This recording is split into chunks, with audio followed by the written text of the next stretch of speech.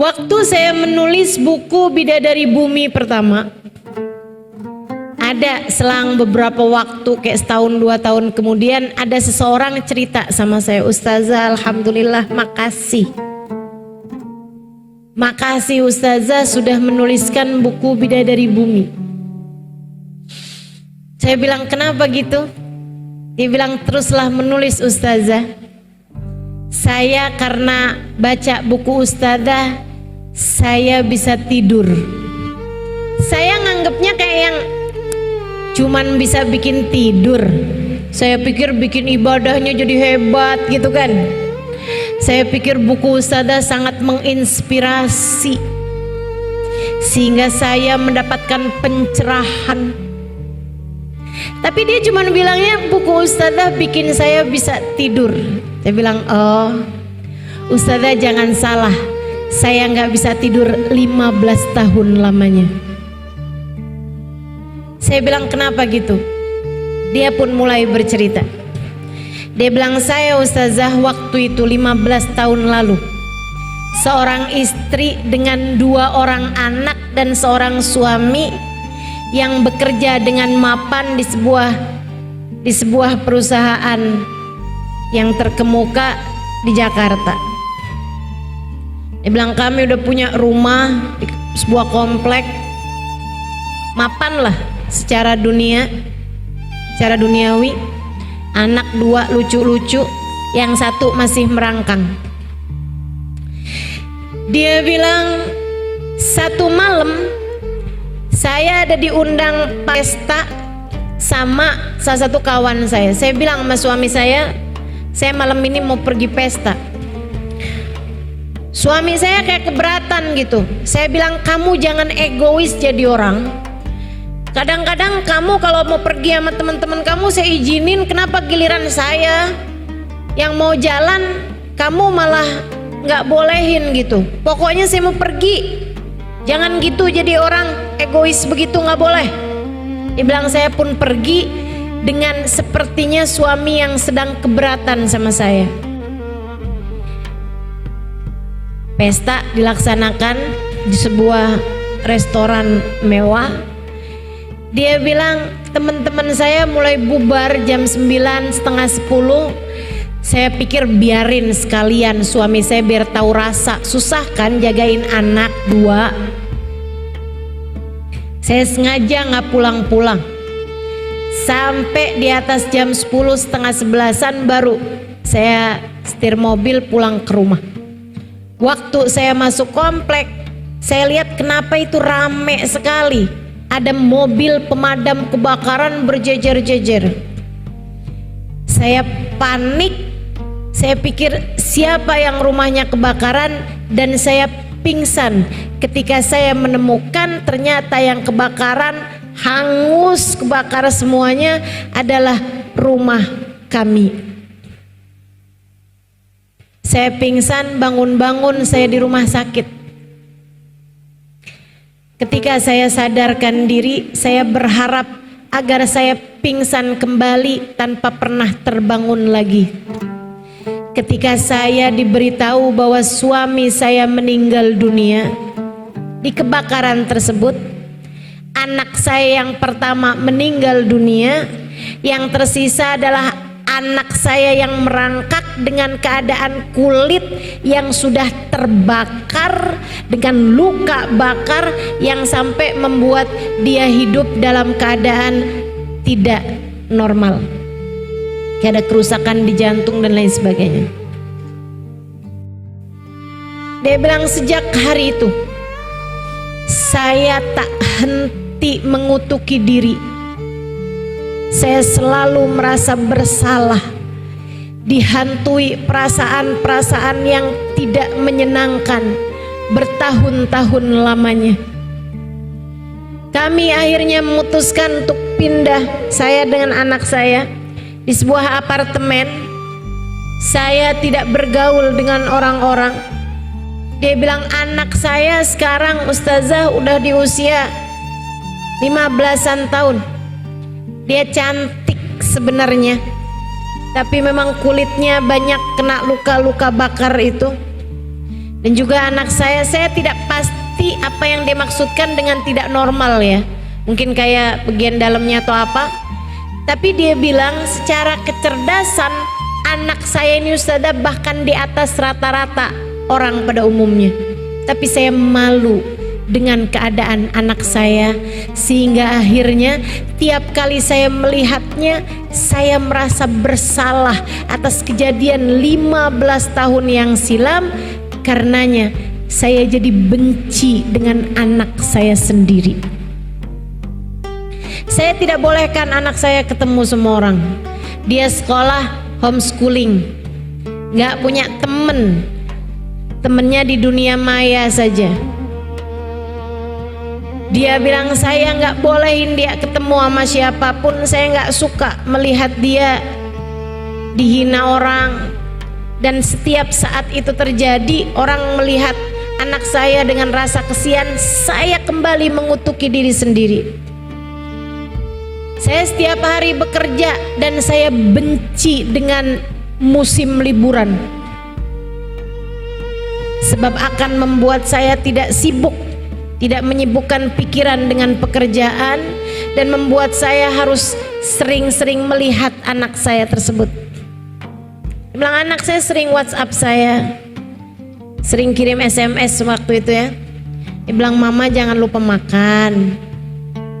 Mama udah makan hari ini.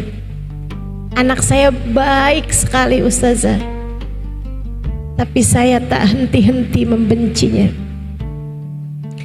Dia bilang sampai satu hari, beberapa hari yang lalu, saya pulang seperti biasanya. Ustazah jangan salah, dia bilang, saya sholat gak pernah tinggal. Ustazah jangan salah, saya pergi haji, saya pergi umroh, saya pergi majelis ta'lim, dan saya juga jadi pasien psikolog juga, jadi klien psikolog. Saya juga pasien psikiater. Saya datang ke berbagai macam seminar, saya datang kepada orang-orang yang saya pikir bisa meringankan beban hati saya. Dia bilang tapi itu semuanya tidak ada, atau belum, tepatnya belum ada yang berhasil buat saya. Dia bilang sampai satu hari saya pulang di larut malam, habis kerja sengaja tar deh tunggu biar nggak macet.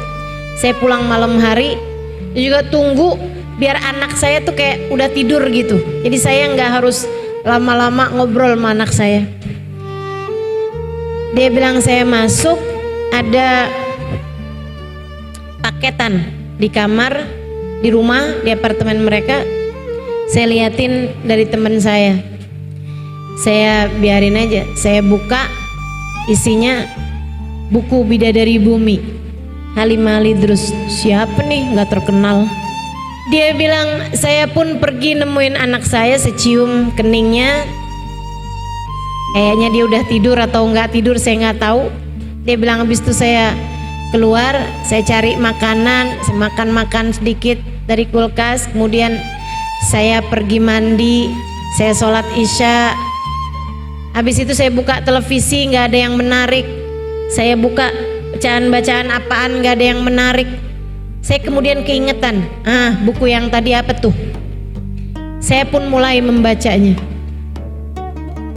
Dia bilang halaman 1, 2, 3, sampai dicerita wanita di bis. Mungkin kalau teman-teman pernah baca buku Bidadari Bumi, tahu cerita tersebut. Saya menceritakan tentang seorang perempuan yang naik bis barengan sama saya. Kami hanya berdua, jadi saya ketinggalan bis. Akhirnya saya waktu itu ada tugas ngajar di Darul Faqih, memberi kajian daurah buat ibu-ibu di Darul Zahra di Tarim, Hadramaut, Yaman.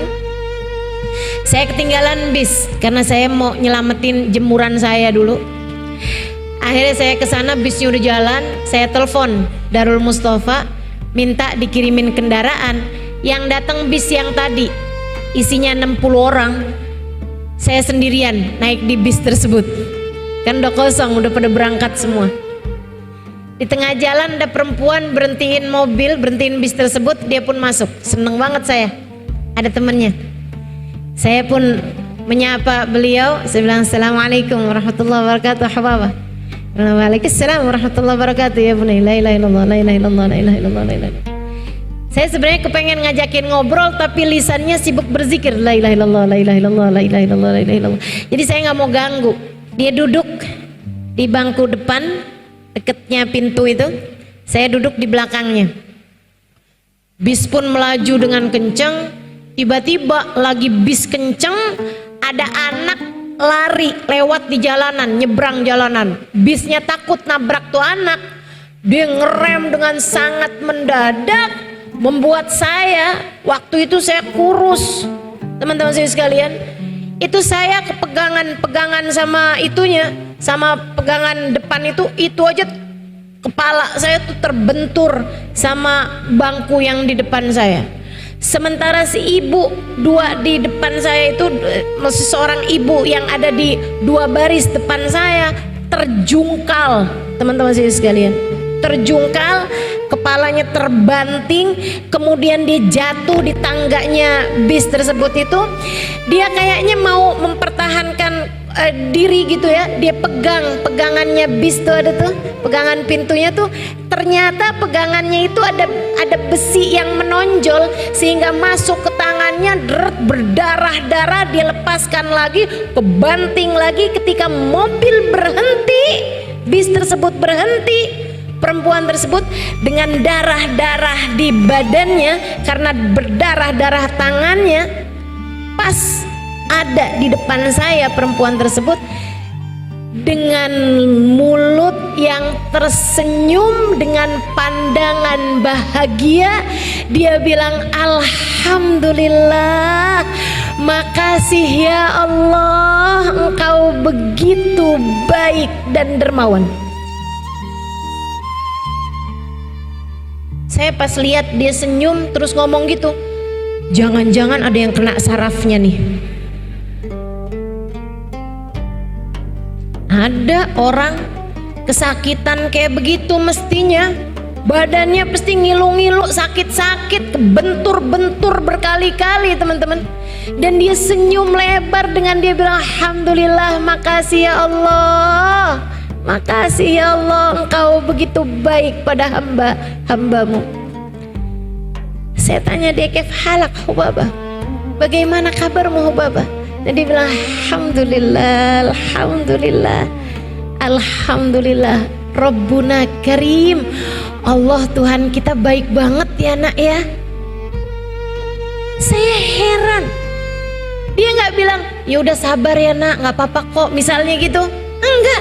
Dia bilang alhamdulillah Rabbuna Karim, Tuhan kita baik banget ya nak ya. Saya bilang baik gimana menurutmu? Dia bilang, nak, kamu gak pernah baca hadisnya Nabi, innallaha idza ahabba abdan ibtalah. Allah apabila cinta kepada seorang hamba, Allah menguji hamba tersebut, dibuat sakit hamba tersebut, dibuat susah hamba tersebut, karena Allah sangat mencintainya. Kita barusan dicinta sama Allah, makanya Allah ngasih kita sakit kayak gitu tadi. Alhamdulillah, makasih ya Allah, makasih ya Allah, makasih ya Allah. Saya hari itu turun dari bis, saya ngajar, habis selesai saya pulang, saya makan, saya hadir roha, malam sholat jamaah dan sebagainya, sampai malam, sampai besok pagi saya nggak bisa tidur. Saya malu, saya menangis panjang malam, malu kepada Allah Subhanahu wa ta'ala. Ya Allah, ada hamba-hambamu di atas muka bumi ini yang mengerti mensyukuri sakit sebagaimana orang lain mensyukuri sehat. Ada hamba-hambamu di atas muka bumi ini yang ketika diberi ujian berupa kesulitan, mereka menikmatinya selayak orang lain menikmati kemudahan. Di atas muka bumi ini ada hamba-hambamu yang mengerti berterima kasih atas hal tidak menyenangkan dalam hidup mereka. Sementara saya bukannya berterima kasih atas kenikmatan yang Allah berikan. Kerjaan saya justru berkeluh kesah setiap ujian sekecil apapun datang menghampiri hidup saya. Saya tuliskan kisah itu di buku Bidadari Bumi Pertama. Dia bilang ketika saya sampai di cerita itu, Ustazah, air mata saya tak berhenti mengalir, dan itu adalah kali pertama dalam 15 tahun saya menangis. Sebelum-sebelumnya saya rasa air mata saya kering, hati saya begitu hampa. Saya selalu menyalahkan Allah Subhanahu wa Ta'ala atas ujian 15 tahun lalu yang datang dalam kehidupan saya. Saya tak berhenti-henti menghujat Allah atas kisah 15 tahun yang lalu itu. Dan anak saya jadikan sebagai sarana saya untuk semakin menyalah-nyalahkan Allah atas buruknya takdir yang Dia pilihkan untuk saya. Saya menangis jadi-jadinya. Kemudian untuk kali pertama dalam hidup saya memutuskan untuk berwudu, mandi kembali. Kemudian saya melakukan satu hal yang tak pernah saya sangka akan saya kerjakan seumur hidup saya, Ustazah. Saya sujud syukur. Sesuatu yang tak pernah saya pikirkan akan saya lakukan seumur hidup saya. Saya sujud syukur. Saya sampaikan kepada Allah, ya Allah, terima kasih masih Engkau sisakan iman dalam hati saya.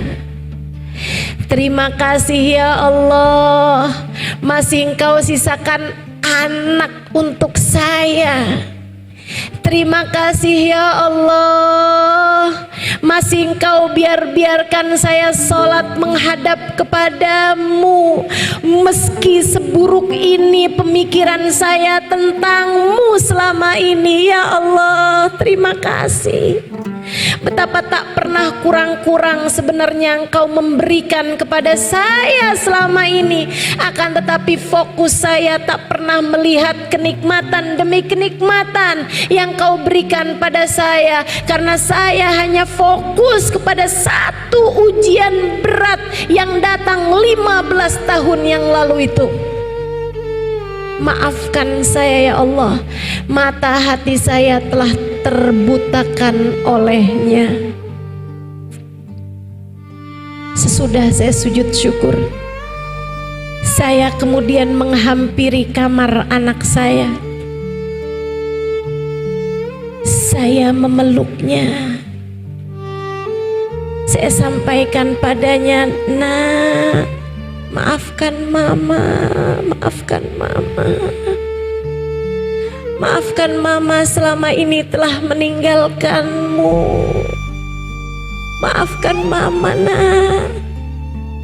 Selama ini mama sayang padamu, tapi kamu hanya mama gunakan sebagai alat untuk semakin menghujat Allah dalam hidup mama atas buruknya takdir 15 tahun yang lalu. Maafkan mama ya nak. Betapa sebenarnya kamu adalah seorang anak yang selama ini sangat membahagiakan hati mama. Mama menganggapmu sebagai musibah, padahal sebenarnya kamu adalah karunia terindah yang Allah berikan dalam kehidupan mama. Maafkan mama sayang, maafkan mama." Saya pelukin dia dengan air mata yang terus membanjiri pipi saya. Anak saya balik menangis. Kemudian ia berkata, "Ya Allah, terima kasih. Akhirnya doaku Engkau ijabah juga ya Allah." Kami menangis bersama-sama, Ustazah. Kemudian sudah itu, saya bilang sama anak saya, tidurlah kembali. Saya pun mengerjakan sholat sunnah. Kemudian saya ambil buku ustazah kembali. Kedengaran adzan subuh, saya pun mengerjakan sholat subuh. Sesudah itu saya lanjutkan kembali membaca buku ustazah, dan entah di halaman keberapa saya jatuh tertidur. Sesuatu yang dalam 15 tahun saya tidak bisa tidur kecuali sesudah mengkonsumsi pil-pil tidur. Kamu mau menderita? Gampang. Fokus aja sama ujian yang datang dalam kehidupanmu, kekurangan yang Allah berikan padamu, kemudian bandingkan dengan orang-orang lainnya, hidupmu pasti akan menderita. Kamu mau bahagia, mau merasakan manisnya iman? Gampang. Nabi Muhammad telah memberitahukan caranya. Man radhiya billahi robba, ridholah dengan apapun yang datang dalam kehidupanmu. Ingat teman-teman saudara sekalian, tak ada siapapun punya kehidupan yang ideal. Hidup di dunia ini tak pernah ideal untuk siapapun. Kalau nggak diuji sama keluarga, nanti diuji sama suami. Suami baik, ujiannya datang dari mertua. Mertua baik, ujiannya datang dari ipar. Ipar semua orang baik, ujiannya datang dari kemiskinan. Kemiskinan enggak juga, ujiannya datang dari sakit. Semua orang pasti diuji, karena memang dunia ini bukan tempat sebagai kita kembali. Dunia hanyalah persinggahan, semoga menuju surga. Waktu saya menulis buku Bidadari Bumi pertama, ada selang beberapa waktu, kayak setahun 2 tahun kemudian, ada seseorang cerita sama saya, Ustazah, alhamdulillah, makasih Ustazah sudah menuliskan buku Bidadari Bumi. Saya bilang, kenapa gitu? Dia bilang, teruslah menulis Ustazah. Saya karena baca buku ustazah, saya bisa tidur. Saya nganggepnya kayak yang cuman bisa bikin tidur. Saya pikir bikin ibadahnya jadi hebat gitu kan. Saya pikir buku ustazah sangat menginspirasi, sehingga saya mendapatkan pencerahan. Tapi dia cuma bilangnya buku ustazah bikin saya bisa tidur. Saya bilang, oh ustazah jangan salah, saya nggak bisa tidur 15 tahun lamanya. Saya bilang, kenapa gitu? Dia pun mulai bercerita. Dia bilang, saya ustazah waktu itu 15 tahun lalu, seorang istri dengan 2 orang anak dan seorang suami yang bekerja dengan mapan di sebuah perusahaan yang terkemuka di Jakarta. Dia bilang, kami udah punya rumah di sebuah komplek, mapan lah secara duniawi, anak 2 lucu-lucu, yang 1 masih merangkang. Dia bilang, satu malam saya ada diundang pesta sama salah satu kawan saya. Saya bilang sama suami saya malam ini mau pergi pesta. Suami saya kayak keberatan gitu. Saya bilang, kamu jangan egois jadi orang. Kadang-kadang kamu kalau mau pergi sama teman-teman kamu saya izinin, kenapa giliran saya yang mau jalan kamu malah nggak bolehin gitu. Pokoknya saya mau pergi, jangan gitu jadi orang egois begitu, nggak boleh. Dia bilang, saya pun pergi dengan sepertinya suami yang sedang keberatan sama saya. Pesta dilaksanakan di sebuah restoran mewah. Dia bilang, teman-teman saya mulai bubar jam 9, setengah 10. Saya pikir biarin sekalian suami saya biar tahu rasa. Susah kan jagain anak 2. Saya sengaja nggak pulang-pulang. Sampai di atas jam 10 setengah 11-an baru saya setir mobil pulang ke rumah. Waktu saya masuk komplek, saya lihat kenapa itu rame sekali. Ada mobil pemadam kebakaran berjejer-jejer. Saya panik. Saya pikir siapa yang rumahnya kebakaran, dan saya pingsan ketika saya menemukan ternyata yang kebakaran, hangus kebakaran semuanya adalah rumah kami. Saya pingsan, bangun-bangun saya di rumah sakit. Ketika saya sadarkan diri, saya berharap agar saya pingsan kembali tanpa pernah terbangun lagi. Ketika saya diberitahu bahwa suami saya meninggal dunia di kebakaran tersebut, anak saya yang pertama meninggal dunia, yang tersisa adalah anak saya yang merangkak dengan keadaan kulit yang sudah terbakar dengan luka bakar yang sampai membuat dia hidup dalam keadaan tidak normal, kayak ada kerusakan di jantung dan lain sebagainya. Dia bilang sejak hari itu saya tak henti mengutuki diri. Saya selalu merasa bersalah, dihantui perasaan-perasaan yang tidak menyenangkan bertahun-tahun lamanya. Kami akhirnya memutuskan untuk pindah, saya dengan anak saya, di sebuah apartemen. Saya tidak bergaul dengan orang-orang. Dia bilang anak saya sekarang ustazah udah di usia 15-an tahun. Dia cantik sebenarnya, tapi memang kulitnya banyak kena luka-luka bakar itu. Dan juga anak saya tidak pasti apa yang dia maksudkan dengan tidak normal ya. Mungkin kayak bagian dalamnya atau apa. Tapi dia bilang secara kecerdasan anak saya ini ustazah bahkan di atas rata-rata orang pada umumnya. Tapi saya malu dengan keadaan anak saya, sehingga akhirnya tiap kali saya melihatnya saya merasa bersalah atas kejadian 15 tahun yang silam. Karenanya saya jadi benci dengan anak saya sendiri. Saya tidak bolehkan anak saya ketemu semua orang. Dia sekolah homeschooling, gak punya temen, temennya di dunia maya saja. Dia bilang saya nggak bolehin dia ketemu sama siapapun. Saya nggak suka melihat dia dihina orang. Dan setiap saat itu terjadi, orang melihat anak saya dengan rasa kesian, saya kembali mengutuki diri sendiri.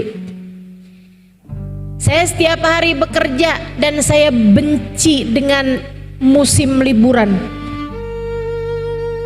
sebab akan membuat saya tidak sibuk, tidak menyibukkan pikiran dengan pekerjaan, dan membuat saya harus sering-sering melihat anak saya tersebut. Bilang anak saya sering WhatsApp saya, sering kirim SMS waktu itu ya. Dia bilang mama jangan lupa makan. Mama udah makan hari ini. Anak saya baik sekali ustazah, tapi saya tak henti-henti membencinya.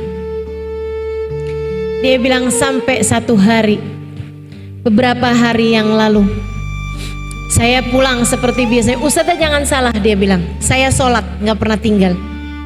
Ustazah jangan salah, saya pergi haji, saya pergi umroh, saya pergi majelis taklim, dan saya juga jadi pasien psikolog juga, jadi klien psikolog. Saya juga pasien psikiater. Saya datang ke berbagai macam seminar, saya datang kepada orang-orang yang saya pikir bisa meringankan beban hati saya. Dia bilang tapi itu semuanya tidak ada, atau belum, tepatnya belum ada yang berhasil buat saya. Dia bilang sampai satu hari saya pulang di larut malam. Bis kerja sengaja, ntar deh tunggu biar nggak macet. Saya pulang malam hari, juga tunggu biar anak saya tuh kayak udah tidur gitu. Jadi saya nggak harus lama-lama ngobrol sama anak saya. Dia bilang saya masuk, ada paketan di kamar, di rumah, di apartemen mereka. Saya liatin dari teman saya. Saya biarin aja, saya buka, isinya buku Bidadari Bumi, Halimah Al-Idrus. Siapa nih, nggak terkenal. Dia bilang, saya pun pergi nemuin anak saya, secium keningnya. Kayaknya dia udah tidur atau nggak tidur, saya nggak tahu. Dia bilang habis itu saya keluar, saya cari makanan, saya makan sedikit dari kulkas, kemudian saya pergi mandi, saya sholat isya.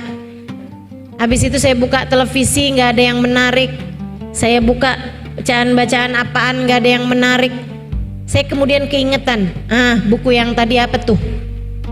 Saya pun mulai membacanya. Dia bilang halaman 1, 2, 3 sampai dicerita wanita di bis. Mungkin kalau teman-teman pernah baca buku Bidadari Bumi, tahu cerita tersebut. Saya menceritakan tentang seorang perempuan yang naik bis barengan sama saya. Kami hanya berdua, jadi saya ketinggalan bis. Akhirnya saya waktu itu ada tugas ngajar di Darul Faqih, memberi kajian daurah buat ibu-ibu di Daruzara di Tarim, Hadramaut, Yaman. Saya ketinggalan bis karena saya mau nyelamatin jemuran saya dulu. Akhirnya saya ke sana, bisnya udah jalan. Saya telepon Darul Mustafa, minta dikirimin kendaraan. Yang datang bis yang tadi isinya 60 orang.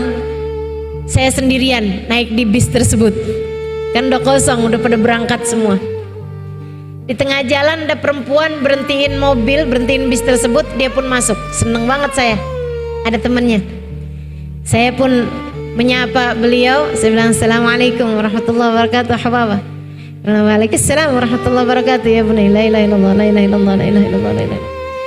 Saya sebenarnya kepengen ngajakin ngobrol tapi lisannya sibuk berzikir, la ilaha illallah, la ilaha illallah, la ilaha illallah, la ilaha illallah. Jadi saya nggak mau ganggu. Dia duduk di bangku depan, deketnya pintu itu, saya duduk di belakangnya. Bis pun melaju dengan kencang. Tiba-tiba lagi bis kencang, ada anak lari lewat di jalanan, nyebrang jalanan. Bisnya takut nabrak tuh anak. Dia ngerem dengan sangat mendadak, membuat saya, waktu itu saya kurus, teman-teman saya sekalian, itu saya kepegangan sama itunya, sama pegangan depan itu aja kepala saya tuh terbentur sama bangku yang di depan saya. Sementara si ibu dua di depan saya itu, maksud seorang ibu yang ada di 2 baris depan saya terjungkal, teman-teman saya sekalian, terjungkal, kepalanya terbanting, kemudian dia jatuh di tangganya bis tersebut itu. Dia kayaknya mau mempertahankan diri gitu ya, dia pegangannya bis tuh, ada tuh pegangan pintunya tuh, ternyata pegangannya itu ada besi yang menonjol sehingga masuk ke tangannya, berdarah-darah. Dia lepaskan lagi, kebanting lagi. Ketika mobil berhenti, bis tersebut berhenti, perempuan tersebut dengan darah-darah di badannya karena berdarah-darah tangannya, pas ada di depan saya perempuan tersebut dengan mulut yang tersenyum, dengan pandangan bahagia. Dia bilang alhamdulillah, makasih ya Allah, engkau begitu baik dan dermawan. Saya pas lihat dia senyum terus ngomong gitu, jangan-jangan ada yang kena sarafnya nih. Ada orang kesakitan kayak begitu mestinya badannya pasti ngilu-ngilu, sakit-sakit, kebentur-bentur berkali-kali teman-teman. Dan dia senyum lebar dengan dia bilang alhamdulillah, makasih ya Allah, makasih ya Allah, engkau begitu baik pada hamba-hambamu. Saya tanya dia, kaif halak Hubabah, bagaimana kabarmu Hubabah? Dan dia bilang, alhamdulillah, alhamdulillah, alhamdulillah, Rabbuna Karim. Allah Tuhan kita baik banget ya nak ya. Saya heran. Dia nggak bilang, ya udah sabar ya nak, nggak apa-apa kok, misalnya gitu. Enggak. Dia bilang, alhamdulillah, Rabbuna Karim. Tuhan kita baik banget ya nak ya. Saya bilang, baik gimana menurutmu? Dia bilang, nak, kamu nggak pernah baca hadisnya Nabi, innallaha idza ahabba abdan ibtalah. Allah apabila cinta kepada seorang hamba, Allah menguji hamba tersebut, dibuat sakit hamba tersebut, dibuat susah hamba tersebut, karena Allah sangat mencintainya. Kita barusan dicinta sama Allah, makanya Allah ngasih kita sakit kayak gitu tadi. Alhamdulillah, makasih ya Allah, makasih ya Allah, makasih ya Allah. Saya hari itu turun dari bis, saya ngajar, habis selesai saya pulang, saya makan, saya hadir roha, malam sholat jamaah dan sebagainya, sampai malam, sampai besok pagi saya nggak bisa tidur. Saya malu, saya menangis panjang malam, malu kepada Allah Subhanahu wa ta'ala. Ya Allah, ada hamba-hambamu di atas muka bumi ini yang mengerti mensyukuri sakit sebagaimana orang lain mensyukuri sehat.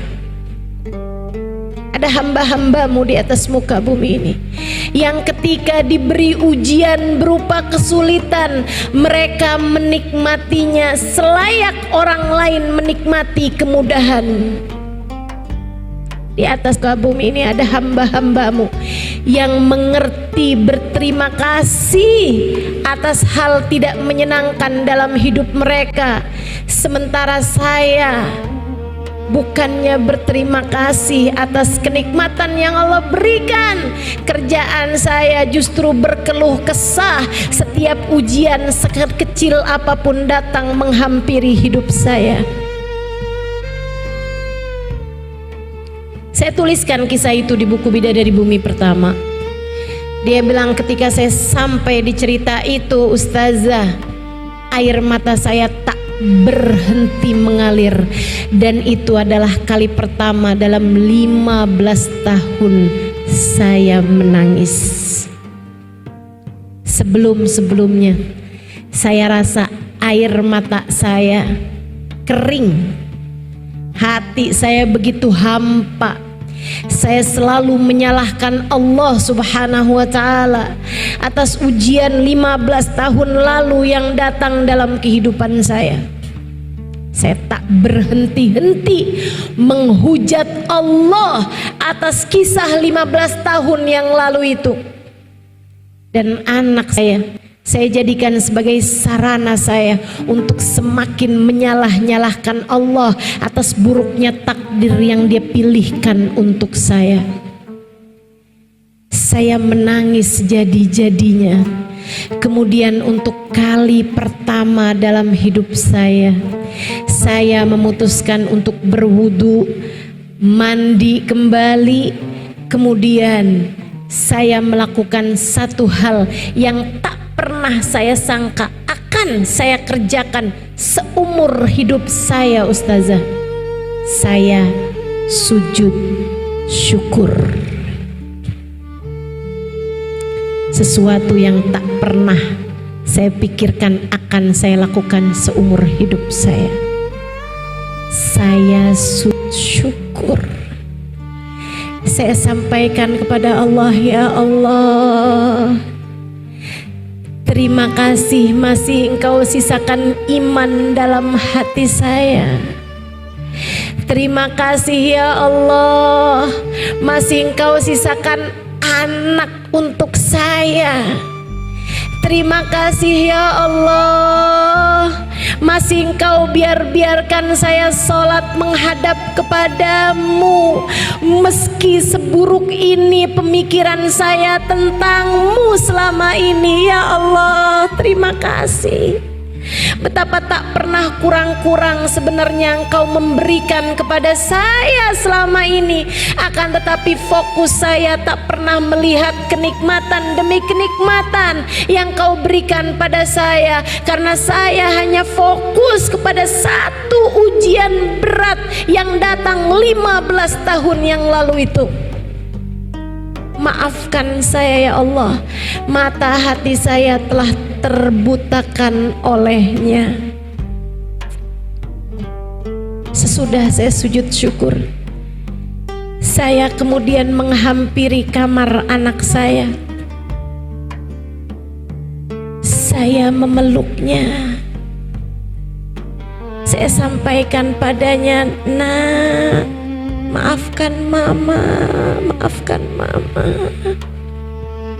Maafkan mama selama ini telah meninggalkanmu. Maafkan mama, nak. Selama ini mama sayang padamu, tapi kamu hanya mama gunakan sebagai alat untuk semakin menghujat Allah dalam hidup mama atas buruknya takdir 15 tahun yang lalu. Maafkan mama ya nak.